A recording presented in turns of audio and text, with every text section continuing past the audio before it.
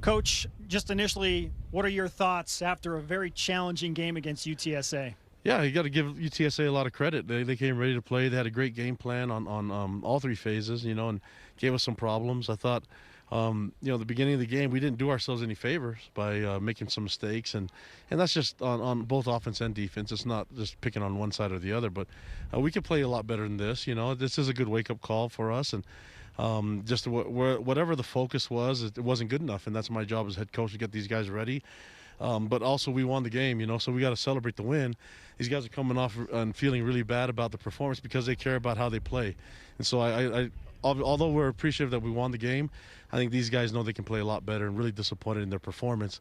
But we got to build off of this, and get ready and be ready. We got a short turnaround, so we got to get ready for the Houston game. And this is one of those moments where it's a great learning experience for our guys. But I wish we would have played and performed a lot better. The mistakes we made, self-inflicted stuff, isn't good enough. But you have to give UTSA a lot of credit for what they did in their game plan on offense and defense. Coach, I know you're an optimist by nature, and some will say that maybe this is a needed wake-up call after so much early season publicity and notoriety for BYU. How do you feel about that?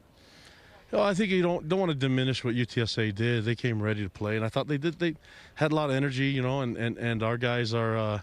I can't explain all of it, but that's my job, is to figure it all out. We started off really strong, especially on offense, and then it's the mistakes that we made, penalties. That doesn't help us out. I give UTSA a lot of credit for what they did, but we didn't help ourselves by the mistakes that we made. Ball security issue, we had some miscommunication on defense, and just a lot of mistakes all over the place. So, got to be a lot cleaner as a team, and that's my fault as the head coach.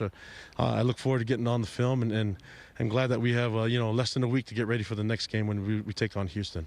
No James Empey, your starting center today. No Tristan Hodge, still no Jake Oldroyd. What's the status on those guys and their availability for Houston? Yeah, there's a chance they'll play next week. Came down the game time decision for James. We'll keep evaluating Tree, and then I think Jake wasn't ready to go today, and that we missed the PAT and things like that. So obviously we missed Jake being out there, and we'll get them back, and hopefully we'll have those guys back by next week. Again, BYU off to an undefeated 4-0 start for the first time in 6 years. What's the message to your team in the locker room that you're going to deliver in just a few minutes? I'll be happy that we got the result. We got the win. But also, it's what I've asked these guys to do, is learn from every game. And obviously, we know, you can see that the demeanor of our players is not really, and they're not happy about the performance. But wins are hard to come by, and you have to respect the game. You have to respect your opponents. They did a great job. UTSA played a really sound football game.